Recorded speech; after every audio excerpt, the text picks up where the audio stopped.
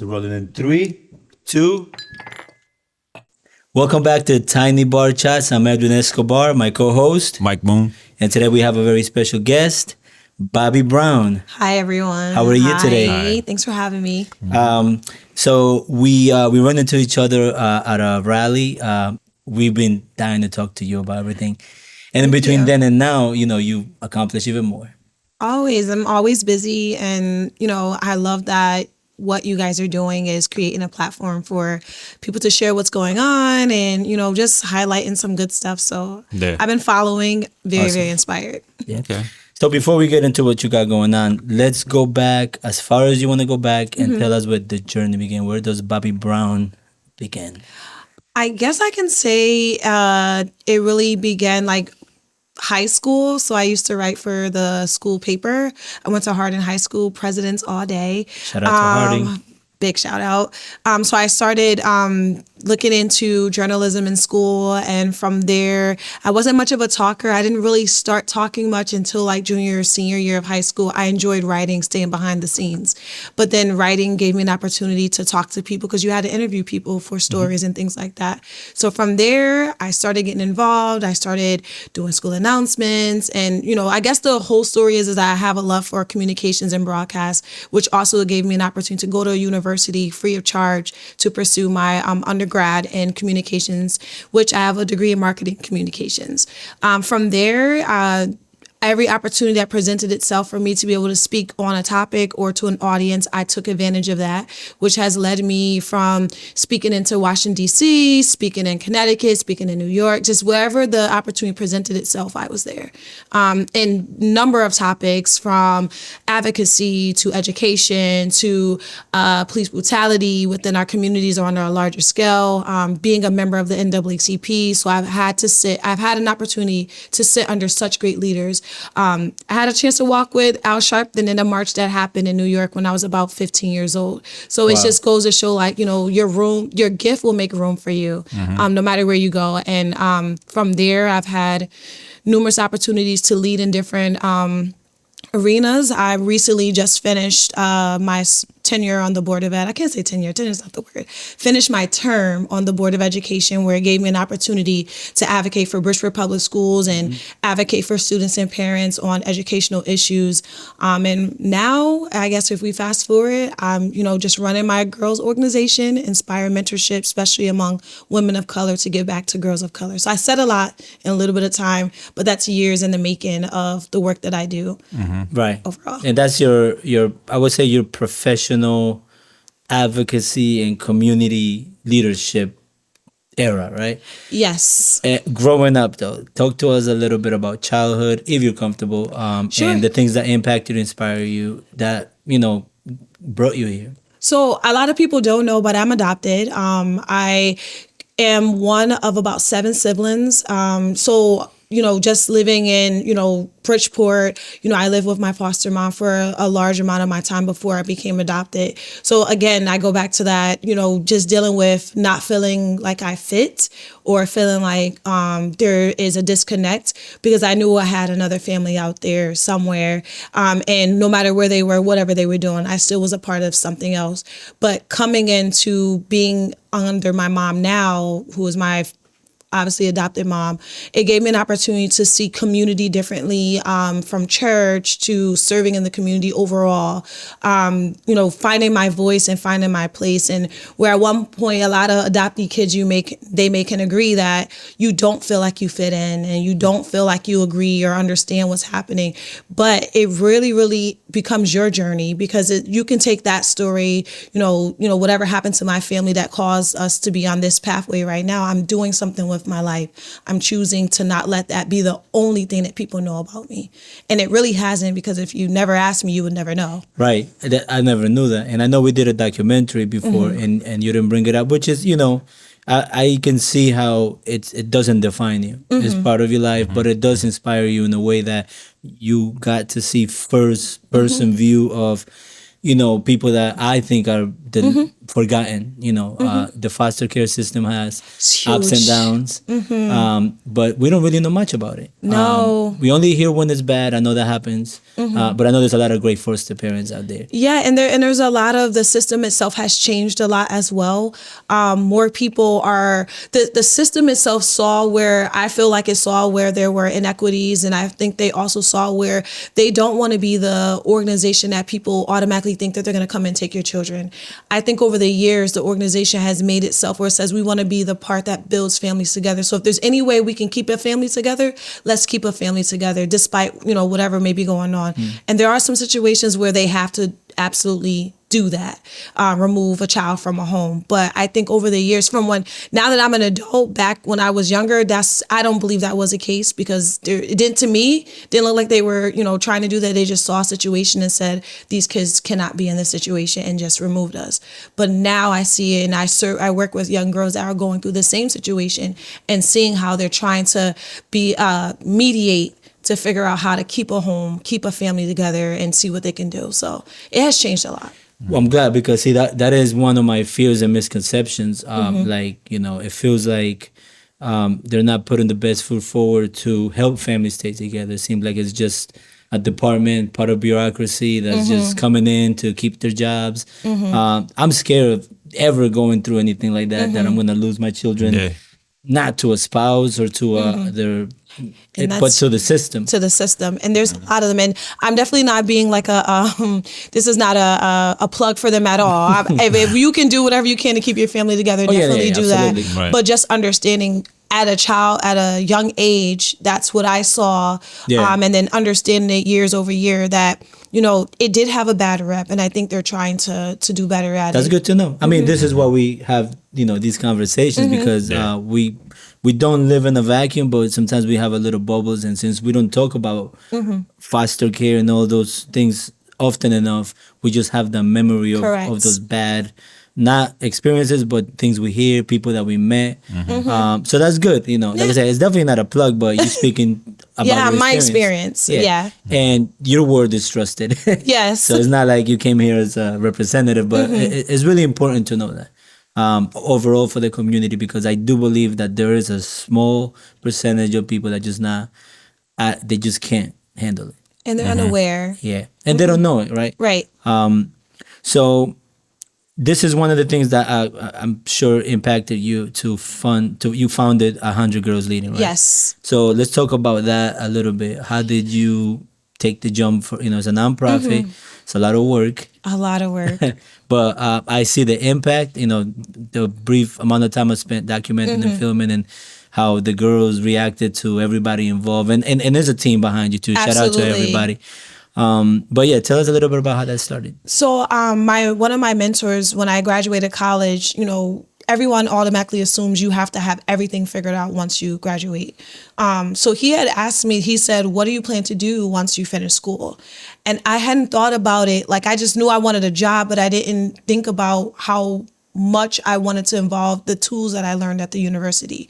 And he had asked me, so you need to think about what is it you want to do? What is going to be your impact? What are you going to give to your community? And I came back home, and shout out to VIP. I but I helped with the VIP program, which brings students to HBCU colleges across the East Coast. And I started listening to the students' conversations. And one of the things that I noticed is that there was a huge impact on girls, that, girls were going through so many different things. And I started listening to them, and then I started pitching an idea to other girls as well throughout the community. If there was a space and a place for you guys to express yourselves with no judgment, and an opportunity for you guys to explore womanhood, what would that look like? And I started jotting down ideas, and I'm like, wow, this is something that I can do. I can do this. It's not a problem. I know a ton of successful women that wouldn't mind giving time of their, giving up a little bit of their time. So from there, I got with a couple trusted women. I started brainstorming my idea, and I was like, hey, what do you guys think about this? And we knew out of the 4 or 5 of us that we could pull 100 girls together, 100 girls together to have some event, some program, something for them. And 100 stuck with us. So I talked to the women. I said, you know what? I want to do a day of interactive mentorship. So we adopted the term interactive because a lot of times kids don't want to sit in rooms where people are talking at them and they're just they get it in don't want to school. be talked to. Yeah. They get plenty of that. Yeah. They get it in school all the time. And, you know, they wanted something that was hands off so much from the constraints of being in a classroom. So we did our first event June 1st of 2019. And we put together an event. We put community resources. Anyone that had a girl component in their organization, we reached out to them. We said, we want you there. This is going to be a free event. Doesn't cost anybody anything. My first investment was $500. That's all I had to give to this. And I said to myself, I'm going to watch this $500 grow. And my VP, if she watched this, she's gonna remember this. We went to the bank. We opened up a bank account with $500, and we said we'll see where this $500 go. And from there, we funded our first event just from donations and community people that believed in the power of womanhood, sisterhood, mentorship. And it was just supposed to be a day. It was not supposed to be anything else but one day a year that we would get together and have women of color come and volunteer and pour into girls within our city. We didn't want the Oprahs or the Beyoncés. We wanted women that reflect that right here in our community. We didn't, you know, because most girls are like, oh, I look up to all these different mentors, but you couldn't call them on the phone if you were having a bad day. They couldn't pick you up for school. They couldn't intervene when you needed them. So we wanted to find the Oprahs, the Beyoncés within our community and tell them you're needed. You're being called to service amongst girls. So from there, the event, the first year we did it, we had about 600 girls, 800 girls to register, 600 girls to show up the day on McLeavy Green. Wow. The largest girl event I've ever seen in our city and ever. So that went great. It was super exciting. We had great speakers. We had Congresswoman Johanna Hayes. She went from teacher from the classroom and then board member, state congresswoman within a matter of months. That's to show the power of a woman who saw an issue with the educational system. And she said, while I enjoy teaching, there's somebody else that should be representing some of these issues at a higher level. Yeah. And she ran for office. We brought her at the event. She impacted and inspired. I remember, I'll never forget it. I was standing on the stage and all of the older women were standing in the front of the stage while all the kids were in the back. And I was like, why is that? And then the lady walks up to me. She said, as much as you think it's for the girls, it was for the little girl that I used to be. Yes. And that changed my life forever. Because she said to me, she said, you're having this for girls, but the little girl in me was wishing someone did this for me. And after that, I started building on it. And then a couple women came to me and said, you know, you can build this further. You should make it an organization. I was like, no, I just want to do it. They was like, if you want good funding, you want to have something you have a product. So you have this product. Now you need to go out there and sell it. Tell people what it is that you do. So we made it a nonprofit in the middle of a pandemic. Yeah. I built a board. I built a team of women in the middle of the pandemic. And I want to shout out my board, shout out the leaders in the community. We have serviced from 2019 to 2024, I want to say over 8,000 girls, 10,000 girls, just from our events that we were hosting, because we pack it out every year and we're looking forward to next year as well, 2025. Wow, that's impactful. That something you said, the little girl and these older women, right? And you know, when people are healing or going to therapy, they have to, that person still lives in you. The little boy, the little girl, it's just levels and layers, right? That we build up. And addressing that little person in there, it's huge. And that's, you know, when you set yourself to do things and make changes, like all these things happen that you didn't expect, but they kind of turn a switch on. Absolutely. And then your purpose is even more like clear. It right? is. So yeah, you know, I got an opportunity to, well, you know, you hire me, but it's an opportunity to do a commercial / documentary about it. Yeah. And you know, we got to talk to like a 15-year-old young girl that was so like well spoken. She had a speech ready. So you can see the impact. So some programs you can tell people just don't want to be somewhere else and they just like don't join anything. And that's cool because it's a safe space. It's a safe space, right? But the girls were engaged. Like, they were like on it. Because there wasn't a boring moment. Like the people that come, it's always someone different that is reachable, that you're gonna Absolutely. see a couple times, that you can call and everything. We interviewed someone that was about to go to college, that was been in the program. And she's currently still in school. Yeah. And then, having her from the mentor perspective too, we have Miss Shayna Taylor.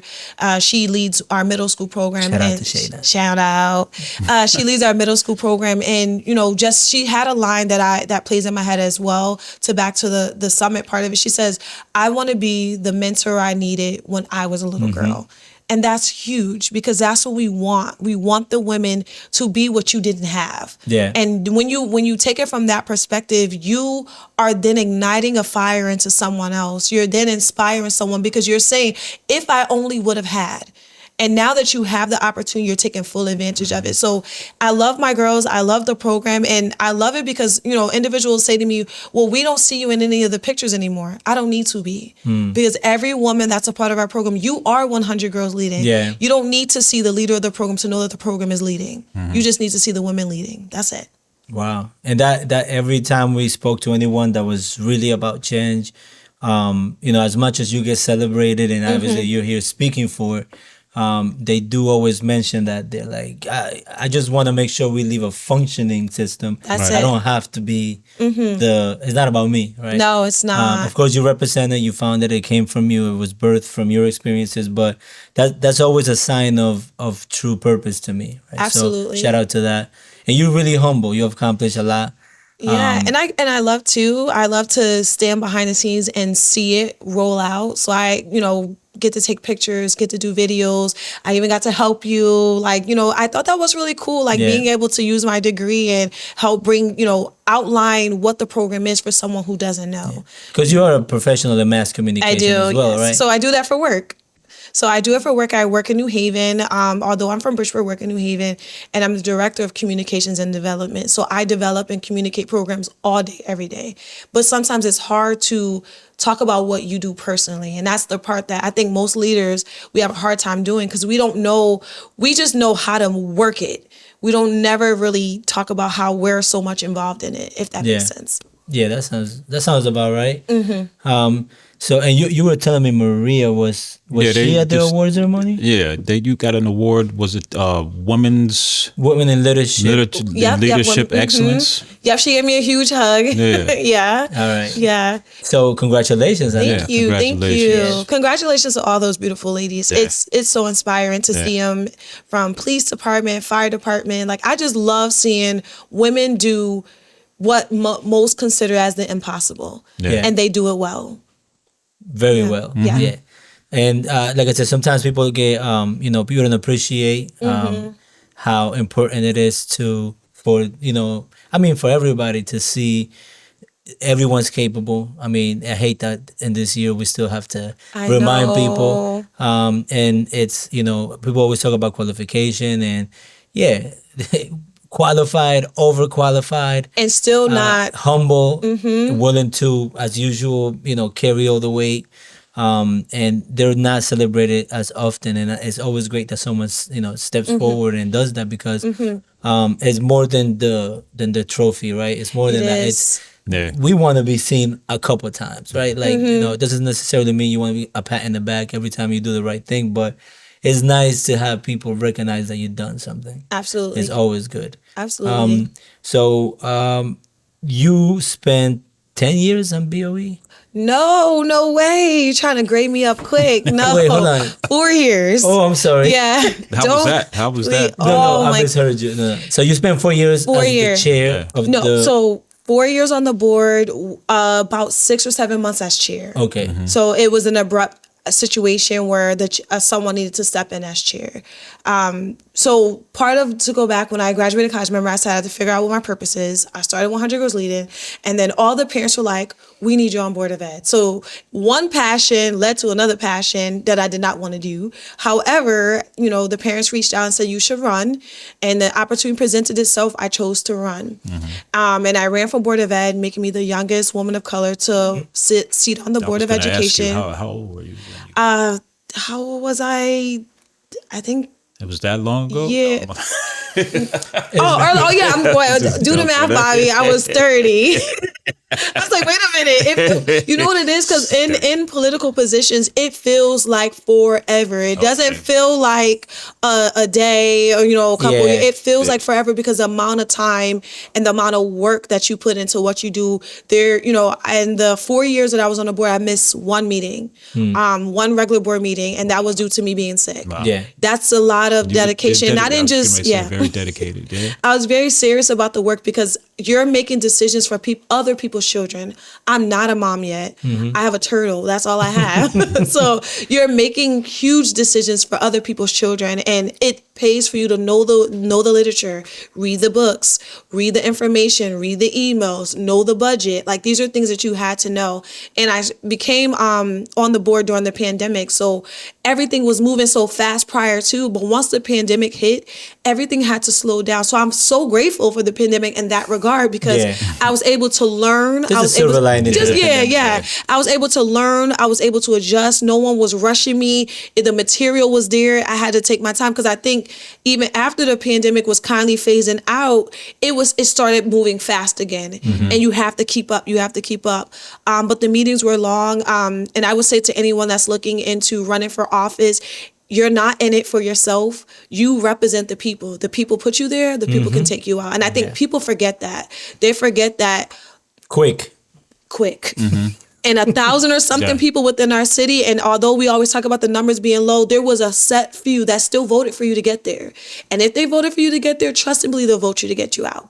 So it's one of those moments. And it was very, very stressful. I'm not even going to lie. As a young person, majority of the members on the board were older than me, have done it, for a very long time. There's a lot to say about that. Yeah. You were very visible. That's when I became kind of aware, you meet people and you got to make a few connections.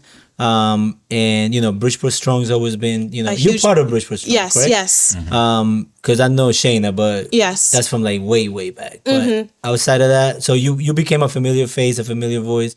And I remember, I know it was a challenge, and I know you're very nice. This isn't a controversial show, but I saw you had to face so many unfair challenges, stupid criticisms, coming from people that would be the last that you would expect to. We're supposed to stick together. There's a common conversation here. Yeah. I'm Colombian now, so I'm Latino. I'm Colombian American moving forward. My boy Chris said, woo. But I did see a very ugly side. We know Bridgeport is not as functional as it should be. There's a lot of great people in government that are trying their best. There's a lot of people that are not.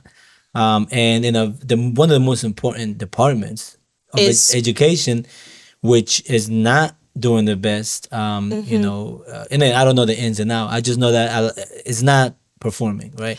Right. That's my opinion, right? That's why I want your feedback, because I know there's challenge and one person can't change it. No. And what I will say, there are board members that are doing the right thing. There are individuals that are not putting themselves before the people. They're putting the people before themselves and making sure that every decision that they make is for those individuals. And when I got on the board, I didn't know nothing. I'm not even gonna lie, I didn't do anything besides advocating. And most people say to me, well, Bobbi, you got on the board and you got real quiet. No, that you're mixing it up. I listened. You don't make decisions without knowing the arena that you're stepping in. And I chose my first couple of years is to listen to those that have been there longer, understand the system, understand the task that I was giving before I made any decision. And I will say to this day, look you both in the face, I don't regret not one vote that I made, because I made it with the best interest of Bridgeport Public School students and for the parents. Whether they were tough, they were hard, I don't regret them, because no one called me and said, you must vote for this. Right. No one called me and said, I'm going to pay you to do this. Right. I did it because I believed in the vote that I was making. Yeah. That is what I will stand on. Yeah. And if anybody ever asks me, no, you can call me all day long. I know when to hit decline. Yeah. Because no one can influence the choices that I make. And I have to live with them. I have to look myself in the mirror and say, I'm okay with this. Yeah. And if I can't sleep at night, then I know I did something wrong. And when you come into a system that's, again, that needs revamping, Absolutely. you have to make the tough calls. You can't make everybody happy, but you do it with the interest of the children, education.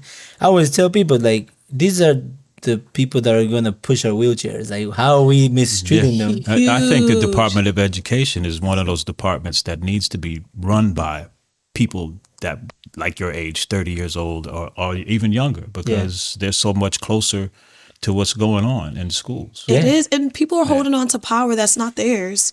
You know, and I think also too, you know, for me, when I went in, I saw the young parents that now my friends are parents, and they don't understand the language that's being spoke at these board meetings. It was my job, not only as a communications major, but an individual member, to come back and translate what was being said. So what do you mean fiscal cuts? Right. You have to come and tell a parent and explain that means no buses, no after school programs, that means no school lunches, or whatever the Into case may be. real life terms. Yeah, real life terms, because they didn't know. They don't know.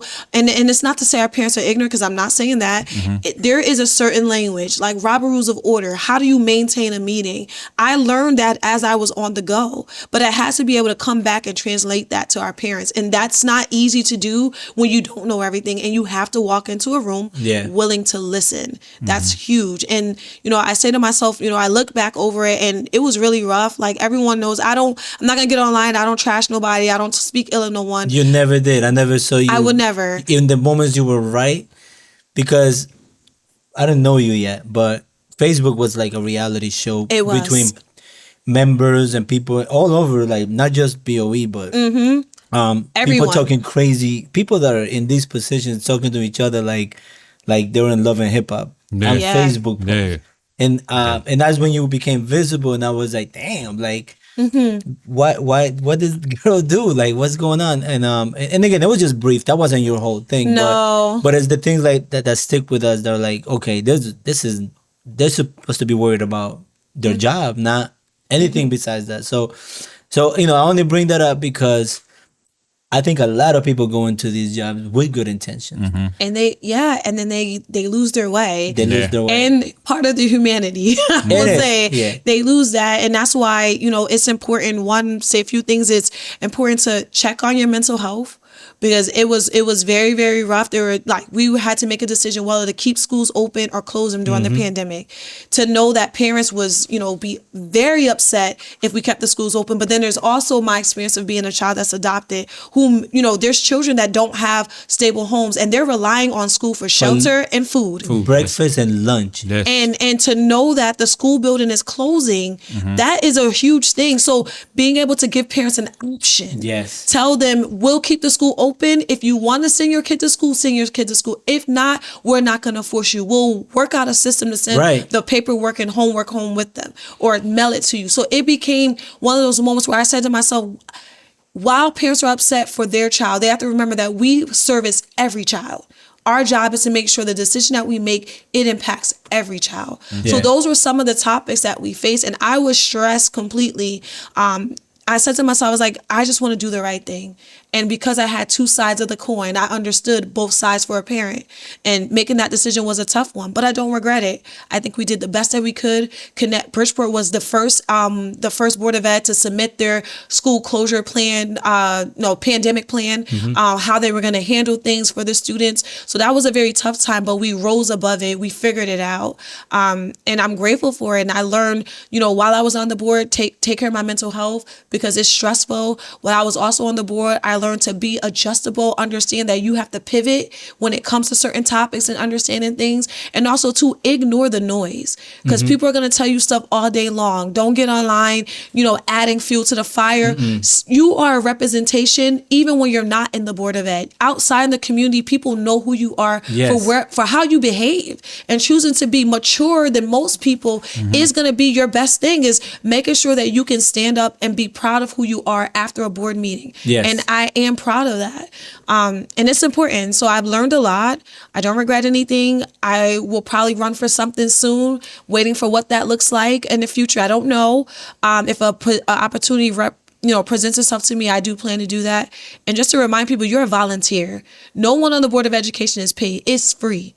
I was gonna get to that. So because when I did the documentary, the commercial, I learned that. So it's influence. There's a little bit of power, and I know that it's something on your resume when you're running for something. Yep. But when you told me that, I was like, oh, I thought the main reason that people wanted to be here is because they get that money, check, huh? and it's like, so you are literally like giving your time, giving your time, and that's why I said, because you're giving your time, it's still not a position for you to take it and tear down the organization. Yeah. Like, you should be. Or just don't be part of it. Don't be a part of it, because you don't have to Don't be. commit. You don't have to. Right. You don't It's not have to be. You can walk away. Right. I think that speaks a lot too, and I know there's not a problem that's only attached to Bridgeport. Even some neighboring towns have Probably a degree. nationwide. It's gotta be nationwide. but it's positions by favors. Yeah. Because you have in mass communications as a degree and something you have in your background, you already had the mindset of advocacy.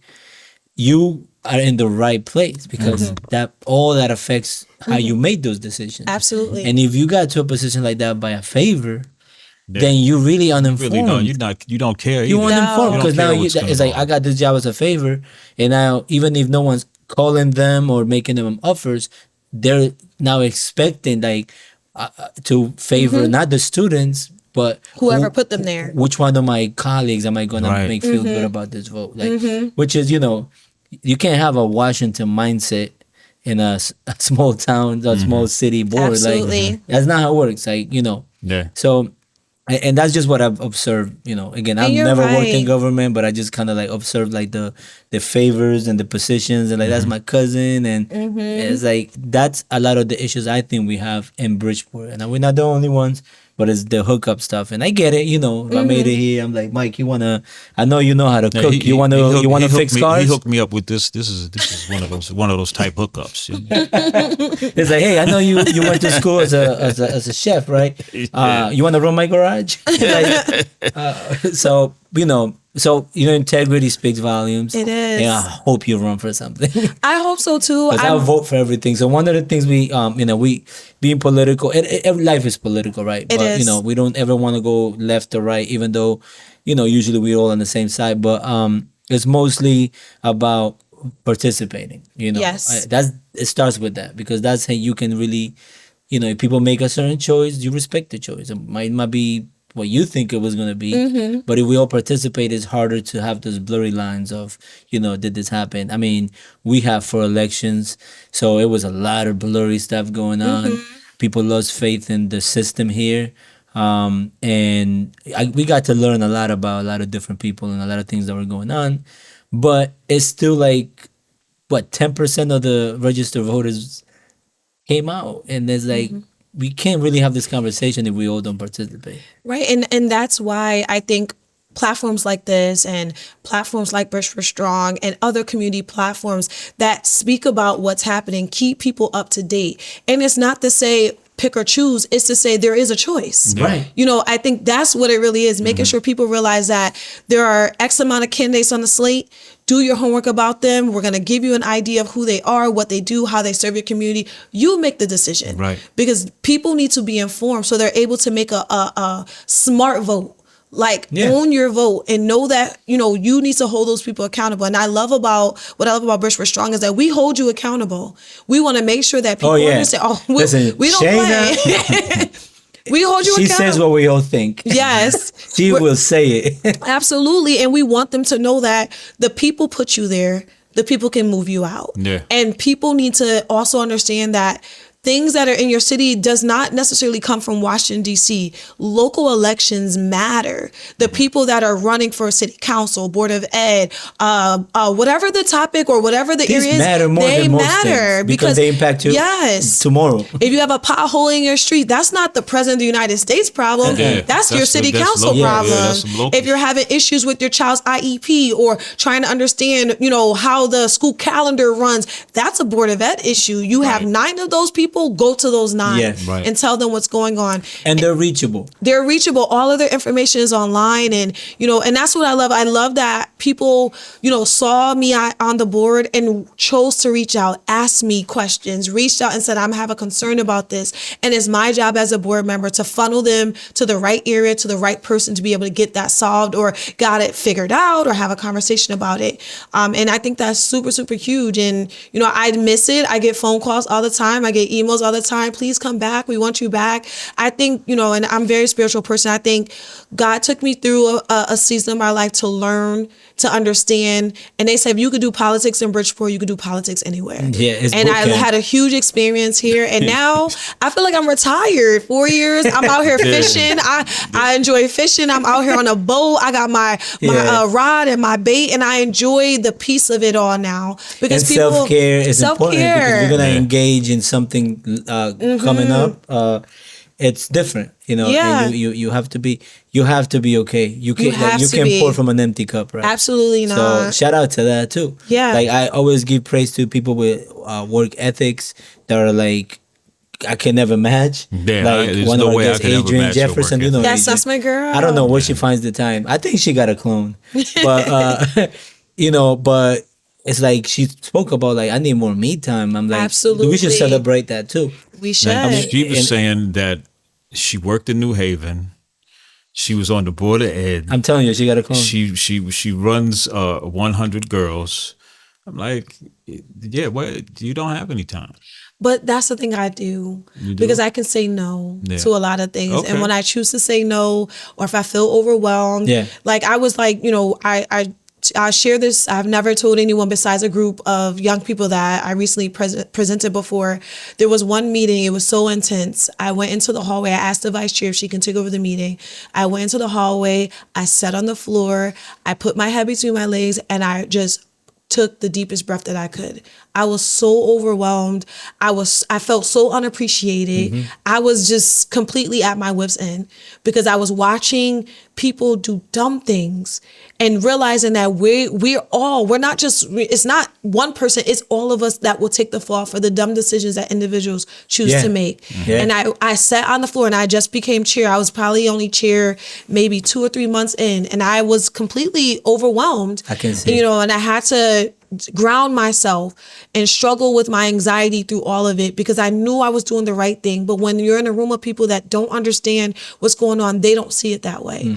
And after that, people say, well, why did you choose not to run again? Because I learned everything that I can learn. And when you've learned everything, ain't no need in repeating the same thing over. Right. Go on to the Unfortunately. next thing. Right. And I don't see that as giving up. I think No. it's just I think you went through it and you got to She graduated. Yeah. And again, Graduated. this is the whole thing about this position is like it's not supposed to be a lifetime thing unless you really pass the baton. unless you Yeah, you start gotta have something somebody right. Let's say else. you start something that needs you to finish. Let's say it's a 12-year plan Yep. to revamp the system. Yeah. Yeah, Yep. you'll be needed. But if you did your part, Yeah.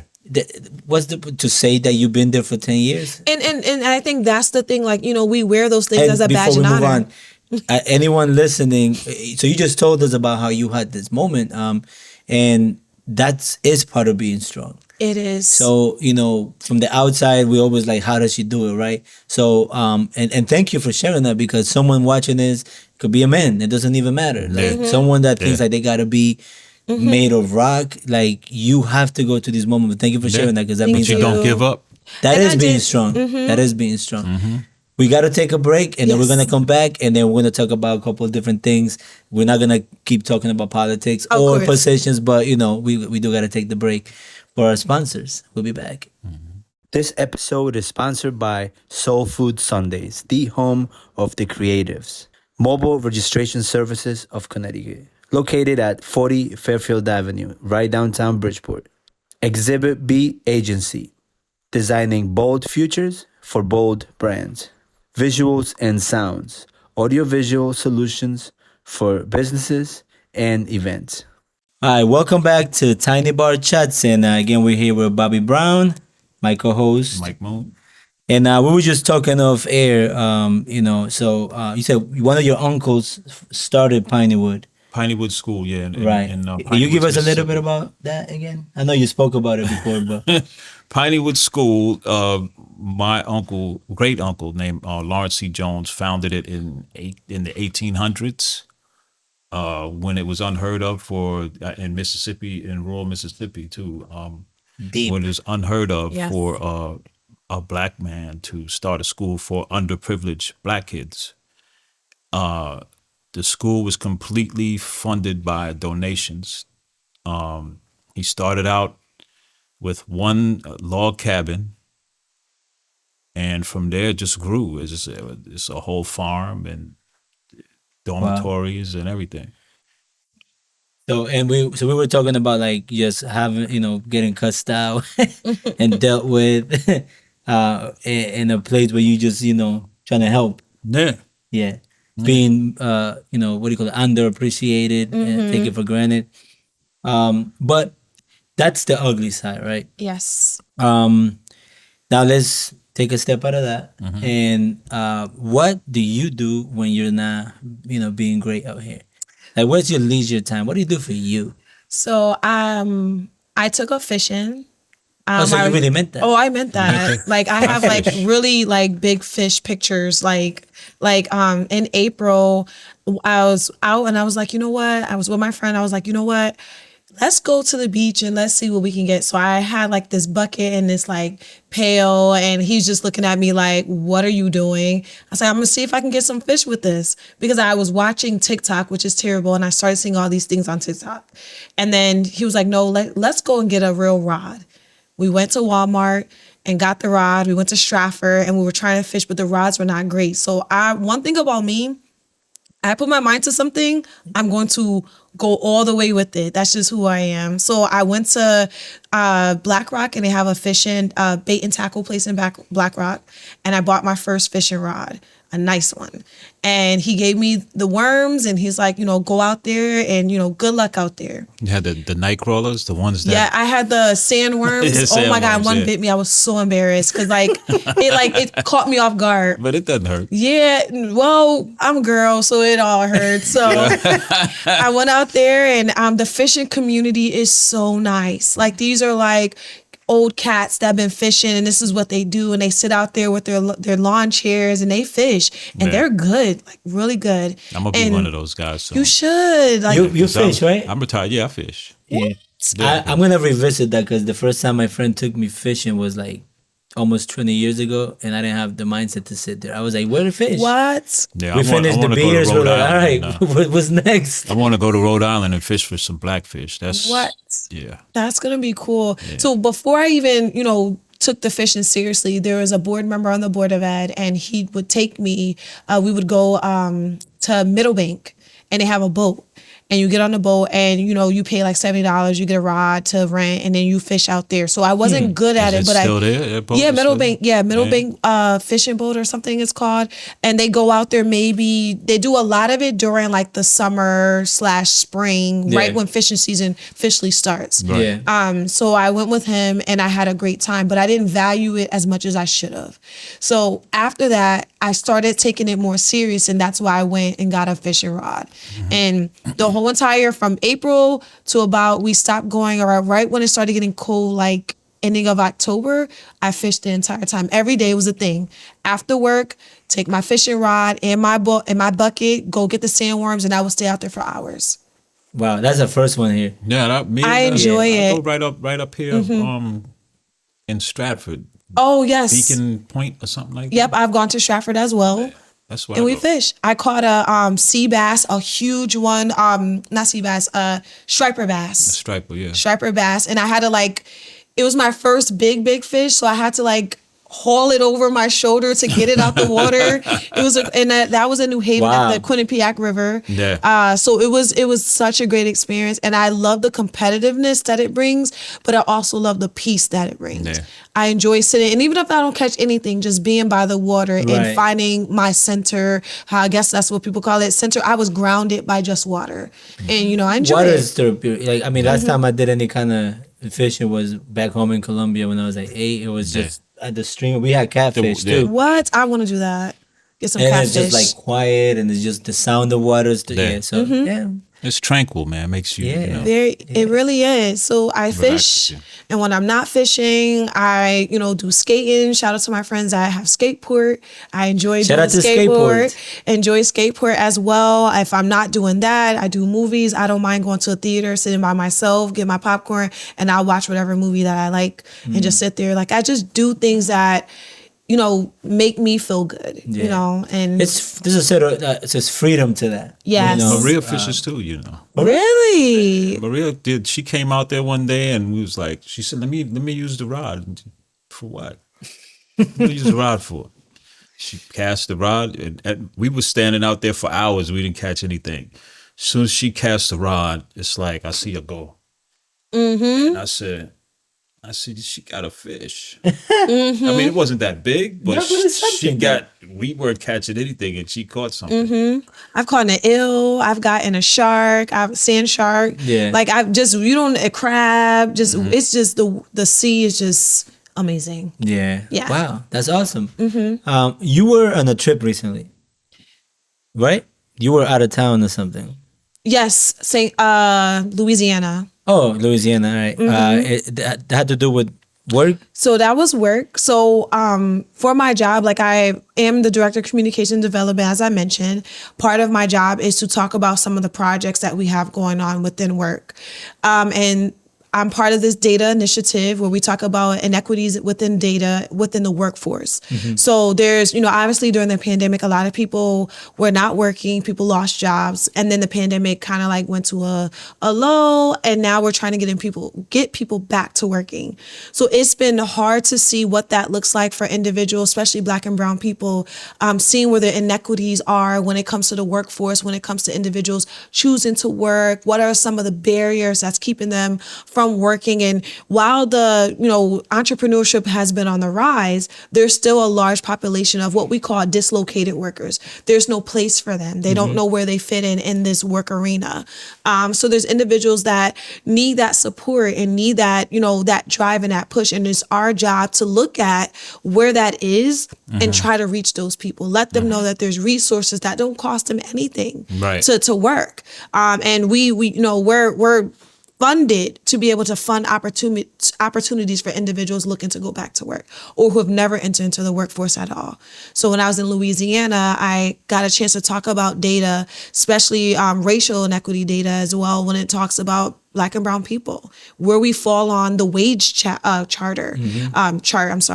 where we fall on that, how, certain individuals, Black and brown people may not be making the highest compared to our white counterparts.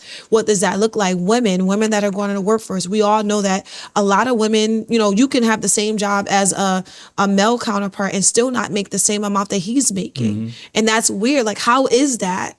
So looking at wage data, looking at where individuals are looking in for careers, such as, our biggest sector, we're the South Central region. So we focus on manufacturing, we focus on IT, we focus on healthcare, helping individuals find that manufacturing is not the dark and dirty anymore. It's dark, dirty, and dangerous. Now, individuals like, from the microphones that's on here to the table, that this is all manufactured. And someone has to know and teaching younger individuals to see the value of going into a field of manufacturing, because I think they said 64,000 jobs. I could be quoted wrong, but there's a large number of manufacturing jobs compared to the amount of people that are not even working and looking for ways to help individuals get into those fields.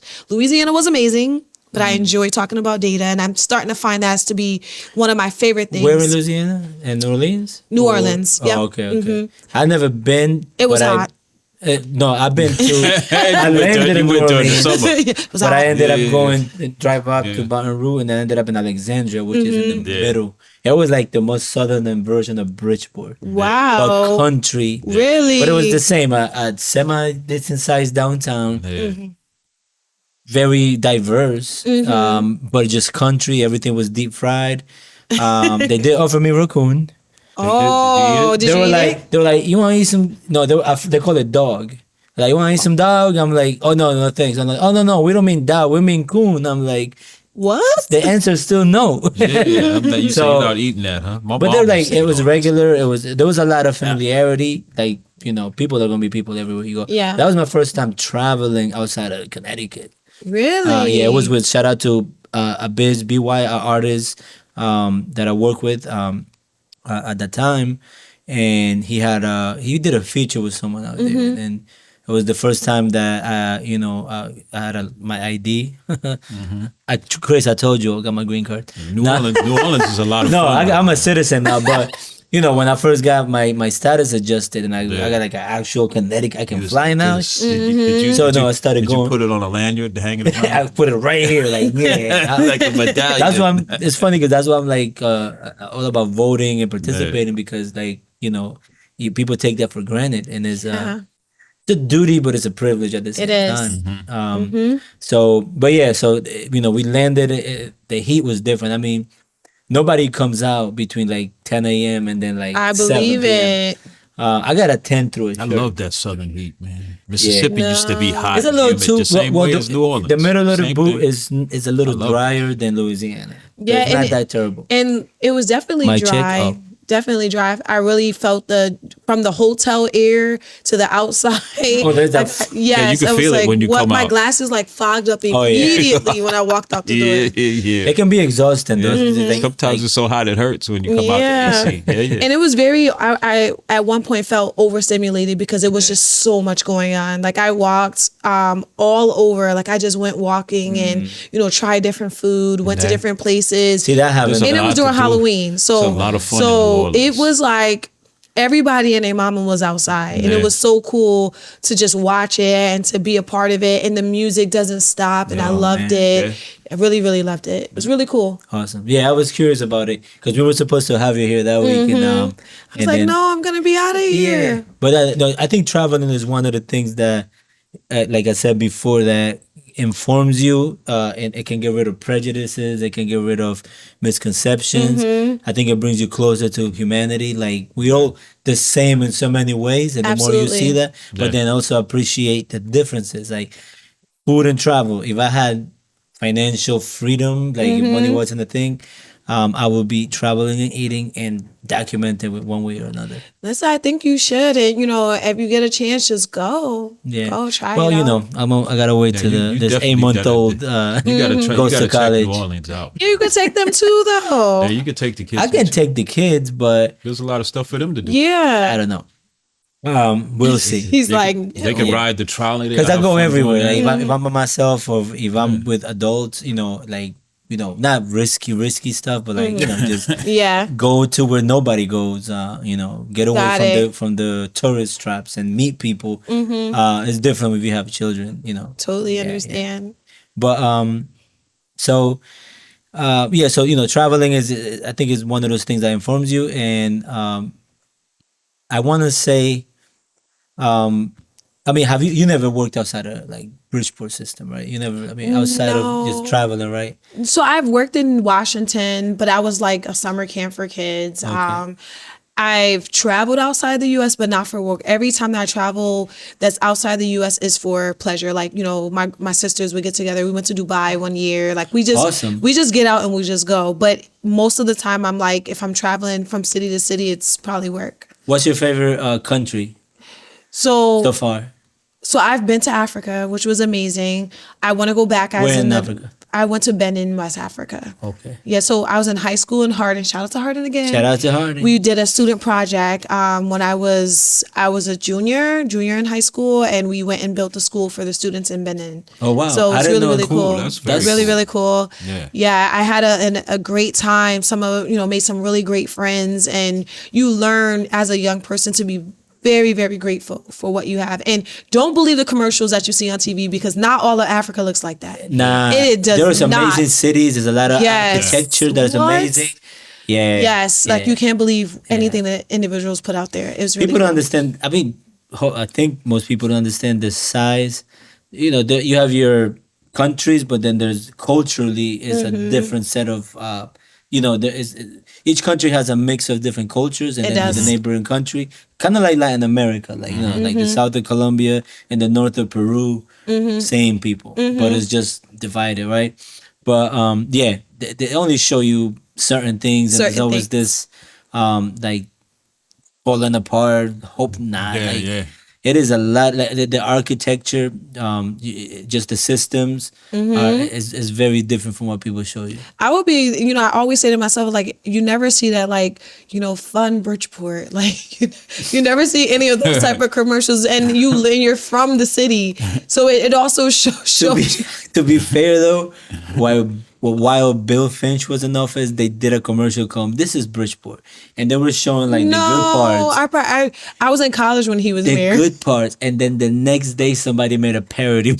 And they started like, "This is Bridgeport," and then he tripped on the body, and it was like, "Bro, can we live?" No, but no, he did. It was like the arena. There was I don't think the new area on Steel Point was being developed yet, but there was plans. Where Boca But is? Yeah, that place. And but it was like they tried, but And the crazy thing about it is, like, while there are so many negative things that we can point out about our city, there's so many great things. Like, we are like part of the arts capital. Like, we get to highlight arts in our city. We get to highlight small businesses within our city. Like, we were there's just, almost the first flight. I think there was people working on, there wasn't just like one set of people working on flight, I think they're in the Carolinas, right? The Wright brothers. And there was someone, I forgot their name, I should know this, but they were working on something. They would have been the first to have flight.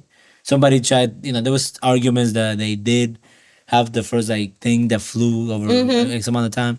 But yeah, Bridgeport was, sad to say, but during the wars, it was a big money maker. it was.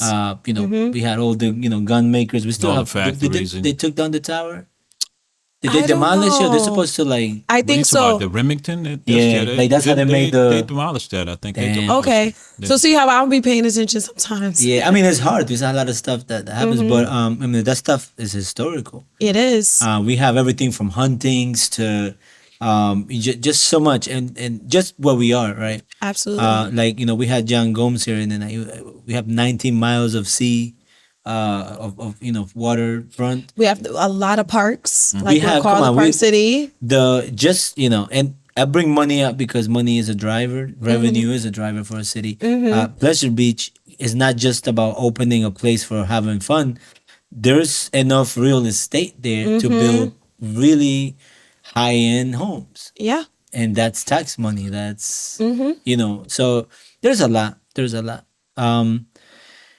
Bridgeport's a whole episode. It is. And I guarantee there, like I said, there's so many great things. There's so Yeah. many great things. There's so many amazing people here. And I think we don't get the love that we deserve. But there are real workers, like grassroots workers that are like, we're going to do the best to make Yeah. it sure it's a good place for our kids to grow up. And I think every generation there is the one that says, I'll step up. I'll do this. I see more involvement. The numbers are a little, voting wise, I'm still a little disappointed, which is, I think we got to translate the conversations that I see Correct. into showing up.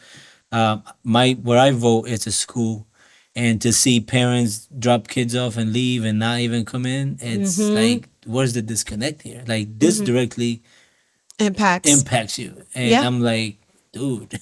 Yeah, no, that's real. Like, it's like, on one hand, it's like, cool, I don't gotta wait. I walk right in and vote.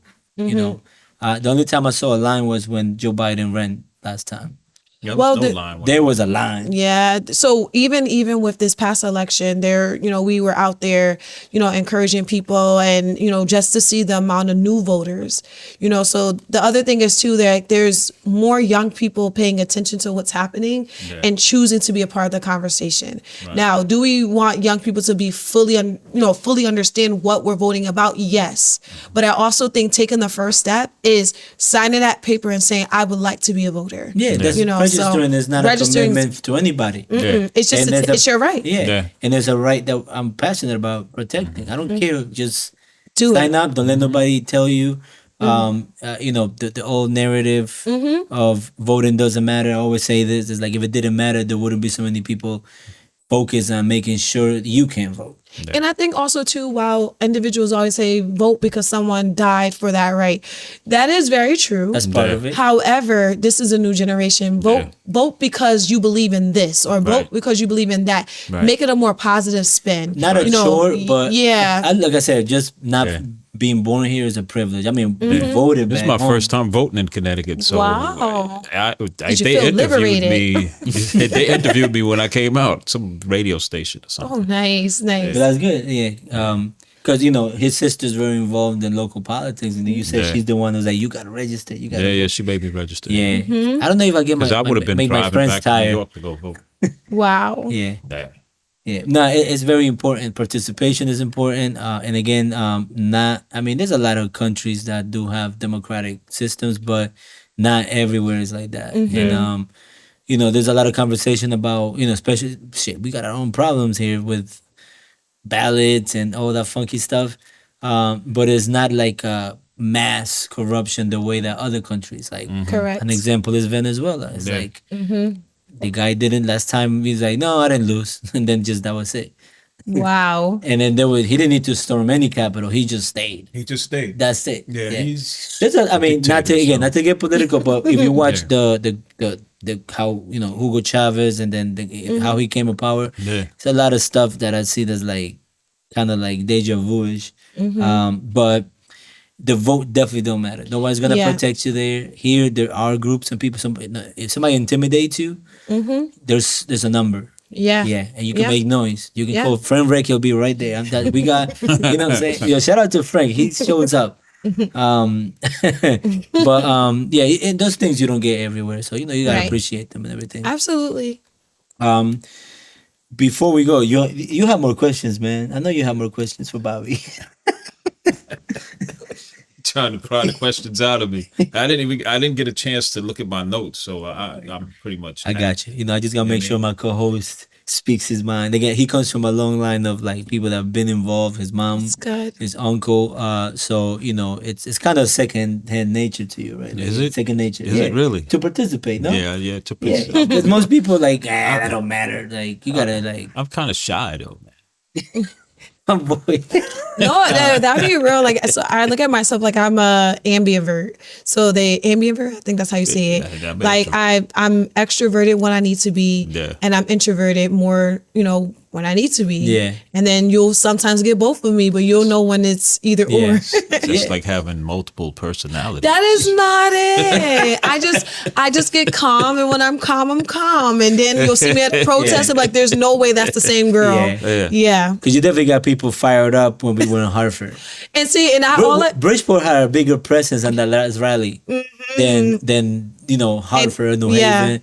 Yeah, but yeah, everywhere you go, people know. I mean, when your name people already know. So like, it matters. It matters. And your name is all you have. So Yeah. if it's all you have, do the best to make sure that if it is being spoken, it's being spoken in a good light. Yes. You When know, you're not in the room, it's They- spoken in a good absolutely. light. Yeah, it's awesome. Before we go, if you don't have any more questions, is there anything you want to leave the viewer with that we didn't ask that you've been dying to share or that you maybe never got a chance to? Well, not anything dying to share, but just a reminder that, with all the work that, leaders are doing in the city, it hurts to lead alone. And yes, sometimes you have to do some of this work by yourself, but it's always great to find your people and to find a group of people that want to see good things happening, whether it's through mentorship, whether it's through politics, whether it's through any project that you're working on. I hope to encourage someone and someone who's listening to say like, I want to step up in some way to help. I want to do this. I want to do that. Like take the leap, try something new, but also too, if it's something so important to you, you should be working towards it. And it's okay to work with other people to make sure it happens. So I believe that. Awesome. Yeah. Thank you for coming by. Thanks we for having really me. appreciate you. Thank I'm you. very Thank you. happy It's nice meeting you. that we were in the car yesterday and I was like, oh, we were like, she won the award and we had the guy. I was like, congratulations. You're available tomorrow. And I'm glad that we got you in. This has been the quickest. You're the first guest that found the door besides our friend Chrissy over there. I follow directions. Yes. Listen, sometimes I don't judge people because I myself have a This hard is time like his sometimes. second home, though. So But I know we really thank you, not just for being here, but for all the work you do and for, I don't know, speaking up for so many people that don't have a voice or that don't have a voice that's strong or that don't know how to articulate what they need and what they might need that they don't know. So thank you for that. Thank you for having me, and thank you for creating a space for people to shine light on whatever it is they want to shine light on. I think more platforms like this help real topics, real discussions happen, and you just never know who's going to listen. So Yeah, you never know. You got some people that want to come on, just point them in our direction. I definitely will. We definitely take suggestions on people that make an impact, and because that's the goal. Yes. But to get to know people, talk about what they do, but also like I just now I know you go fishing. I do. And I just recently took my rod out, so. Hey, Yeah. but thank you again, and Thank you. Until next time, this is Tiny Bar Chats. I'm Edwin Escobar, Mike Boone. and it's been real. Thank you, Bobbi. Thank you.